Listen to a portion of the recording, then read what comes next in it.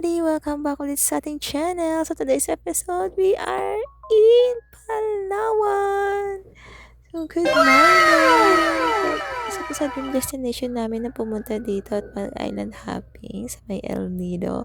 And now we are here! So good morning! So gumala muna kami sa tabi ng dagat. Yung dagat na to is malapit ang front na siya ng pinagstayhan namin, yung Airbnb. So by 9 o'clock pa naman yung island, mag-start yung island hopping namin. So, gumala muna kami dito kasi maaga kami nagising. Waiting for sunrise. And after that, wala kami ng pinagstayan namin. Tsaka mag-breakfast. At sunod din tayo ng tour guide. And now, nasa may waiting area tayo. Tapos, nag-orientation si tour guide, ng mga do's and don't. And after that, lakad tayo papunta sa may drop-off. Yan siya guys. And now we are walking papunta sa may boat kasi hindi makapunta yung boat dito sa gilid. So, ayan yung mga kasamahan natin sa pag-island hopping. So, alam nyo ba guys, aside sa tour guide tsaka sa crew ng boat, kami lang yung Pinoy na turista, yung the rest is mga foreigner na talaga. So, nauubusan tayo ng English dito sa kapag chismisan sa kanila. So, ayan guys, nanay, naglalakad kami. Ay, buti nga naman dala kaming beach shoes. Yung nirenta lang namin dun is snorkeling gear, yung ganun. Kasi mag-snorkeling tayo mamaya. So, excited to do that water activities, guys. So, it's my first time to do it. So, ayan siya, guys. Yan, kailangan natin tumawid ng dagat papunta sa may boat. Yan si nanay, ang dami natin, ilan tayo sa may isang bangka. Ang dami natin guys, tapos meron doon na baby pa talaga siya. Ewan ko lang kung mga 1 year old na siguro yun. 1 or 2 years old. As in baby pa talaga siya. Tapos ang cute nga namumula-mula yung, alam mo talaga pag foreigner ng ganda ng kutis, namumula-mula yung pisngi niya parang mansanas. Pero wala siyang sa init. Sobrang init talaga dito. Sa totoo lang, kaya nga yung baon naming tubig, ilang liters yun, mga nasa 6. Halos naubos na namin kasi bawat namin. Bawat balik ng bangka, iinom talaga kami kasi nga grabe yung init. As in, pero sulit naman talaga siya. Di baling lalong magtatana skin basta nag-i-enjoy na at saka safe. So ito si tour guide guys, nag-orient ulit siya sa pakinggan natin. Number 3. So always reminders, the name your boat is Philip Just number 3. Because we're going to our destination, we have some other boat, similar the color, similar the size, similar the name, but different number.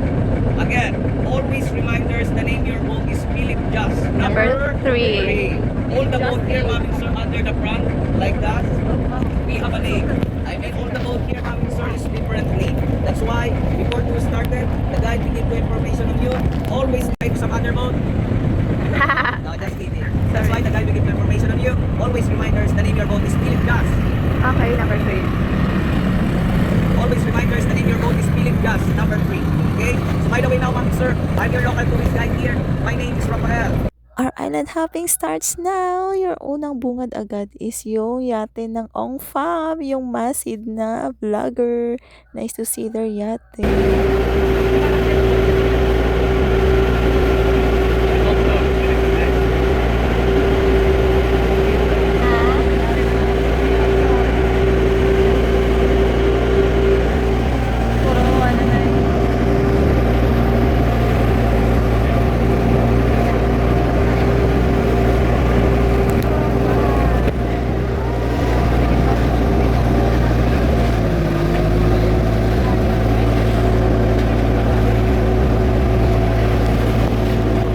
Picture ng snorkeling ko doon.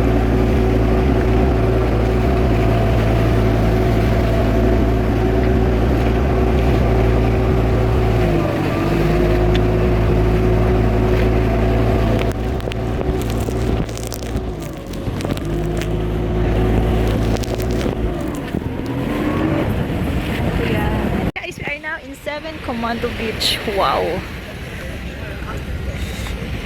That is Mother Dear. So, andito na tayo sa my first island we visit, the 7 Commando Beach. So, let's go guys. Let's roam around. Kuya, pan kung Kay kung dalon ta, tapos kung ano, kay hindi why na dapat ayan na nato ni Naya. Kung dalon na to, kung pwede ni bongka. Ay, sorry. Bahay mo life, ano, para maka-anong pagawa? Maka...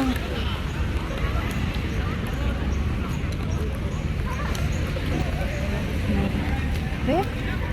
Ang magsigaw ito na. Snorkeling ka rin siya, hay. Tingin kita mas snorkeling. Hindi kami nakapag-picture. Sa totoo lang, wala kami maraming pictures. Parang more lang kami sa swimming room around. Na-amaze kami dito sa may sa place. Nakalimutan namin, oh, may picture tayo, ganito, ganun. Wala talaga. As in, konting-konti lang yung pictures namin.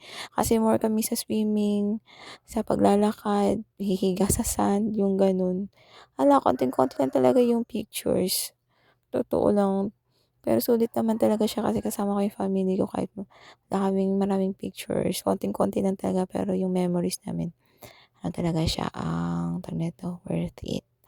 Kumbaga worth it every penny yung naiano namin dito. So, parang nasa 30 minutes yung pag-stay namin dito tapos alis kami, pupunta kami na ulit ng ibang island. So, susulitin natin to guys. So, let's go. Ayo, wara, Kami to tanay. Umay na to ba? Ay, may customer pa sa 7 Commando ang ngalan. Yung Boracay, Manding Beach ang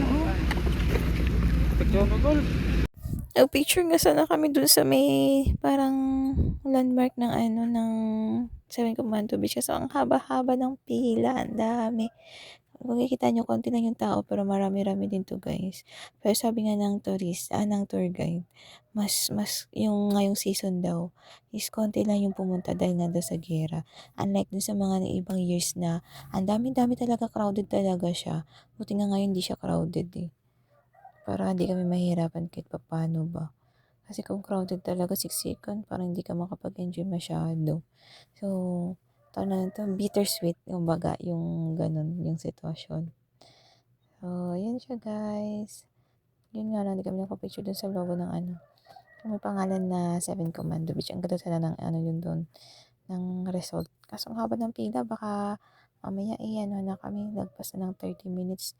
Basta pag 30 minutes, pag mag-whistle na yung tour guide, ibig sabihin, pabalik na talaga kami ng bangka. Kailangan namin umabot para sa next na destination. So, yan siya guys. Explore pa natin tong El Nido. Let's go! Nay, ma-0.5 kita, Nay. 7 Commando Beach. Naman sa Boracay ang labalong na disco. Oo. Kung namin, hindi naman kayo alawa of the riman sa nga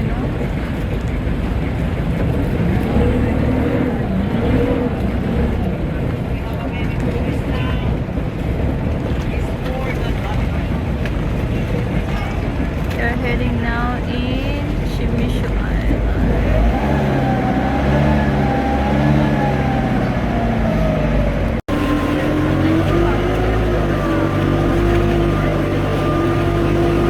I'm gonna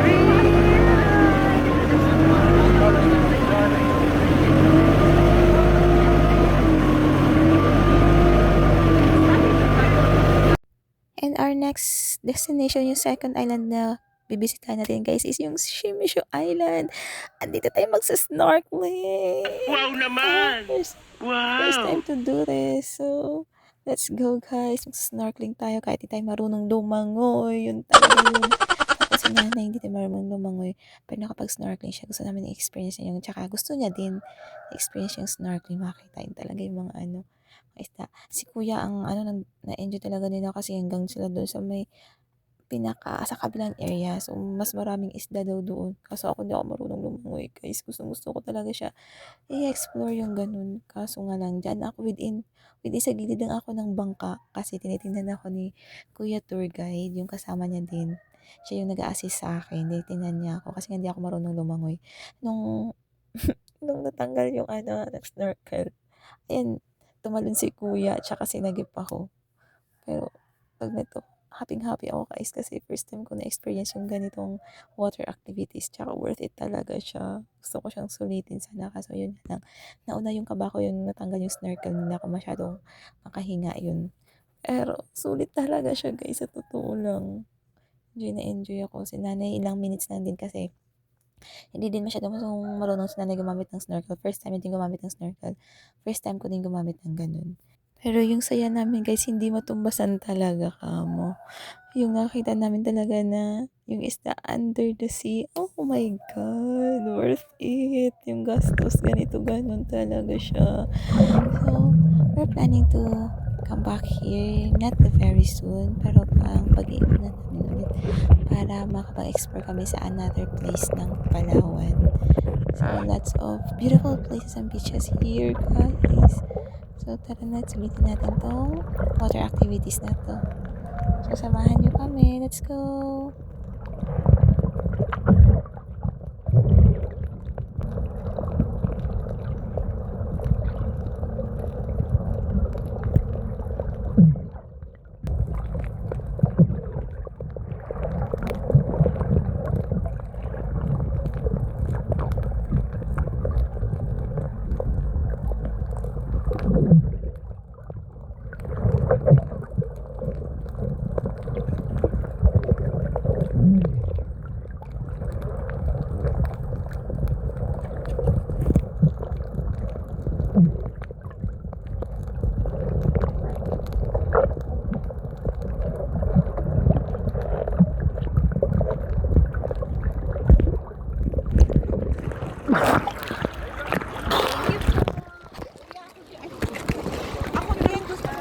Sige. 1, 2, 3. Ito po yung the other side ng Shimishu Island.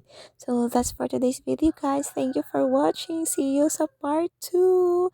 So, marami pa tayong isang pupuntahan. See you, guys. Thank you for watching ulit. God bless po and stay safe, everyone. Thank you all. Bye.